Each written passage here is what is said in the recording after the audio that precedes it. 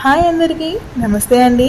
RR the glorious wife ఛానల్కి స్వాగతం. ఈరోజు మనం చేయబోతుంది టమోటా నిల్వ పచ్చడి. దానికోసం 1/2 కిలో టమోటాలు తీసుకొని ఇలా కట్ చేసుకోవాలి.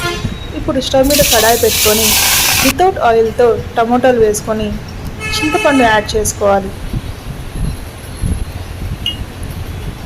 వీటిని కాసేపు కలబెట్టి ఎటువంటి వాటర్ కానీ ఆయిల్ లేకుండా టమోటాల నుంచి వచ్చే వాటర్ కంప్లీట్గా డ్రై అయ్యేంత వరకు మనము స్టీమ్ చేసుకోవాలి.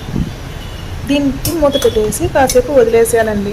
అప్పుడు వాటర్ మొత్తం బయటకు వస్తుంది కదా. చూసారుగా ఇలా వాటర్ అంతా బయటకు వచ్చింది. ఈ వాటర్ మొత్తం ఇంకిపోయేంత వరకు మనం దీన్ని లో ఫ్లేమ్లోనే పెట్టుకొని కలుపుకుంటూ ఉండాలి అప్పుడప్పుడు.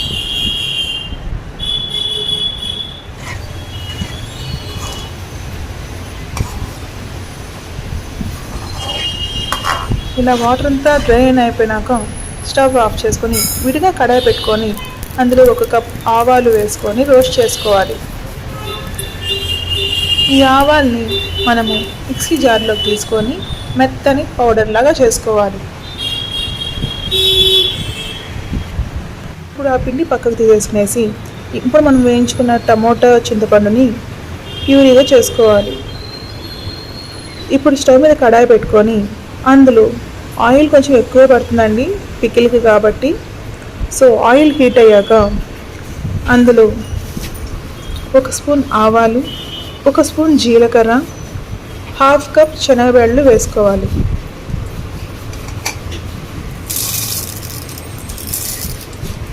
శనగబెళ్ళు కొంచెం వేగినాక అందులో కరివేపాకు వేసుకోవాలి. ఎండుమిర్చి ఇంకా తెల్లగడ్డ వేసుకొని రోస్ట్ చేసుకోవాలి. ఇప్పుడు అందులో కొద్దిగా ఇంగువ వేసుకోవాలి. వెల్లుల్లి కొంచెం రెడ్గా వచ్చేంత వరకు రోస్ట్ చేసుకోవాలండి. ఇప్పుడు అందులో చిటికెడు పసుపు, 1/2 స్పూన్ సాల్ట్, కారం మనకి తగినంతగా వేసుకునేసి ఇప్పుడు అందులో మనం గ్రైండ్ చేసిన టమోటా ప్యూరీని వేసుకొని బాగా రోస్ట్ చేసుకోవాలి.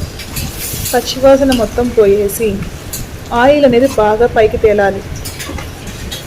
ఇప్పుడు అందులో మనం రోస్ట్ వేసుకొని మిక్సీకి పెట్టిన ఆవపిండి, 1 స్పూన్ మెంతుల పౌడర్ వేసుకొని బాగా కలుపుకోవాలి. ఇది అంతా కూడా ప్రాసెస్ లో ఫ్లేమ్లోనే జరగాలండి. అప్పుడే అడుగు అంటకుండా మనకు నీట్గా అవుతుంది. ఇలా కొద్దిగా ఆయిల్ మొత్తం పైకి తేలుతూ బాగా ఉడకాలి. అంతే అండి, tomato pickle ready. Thanks for watching. Please subscribe చేసుకోండి.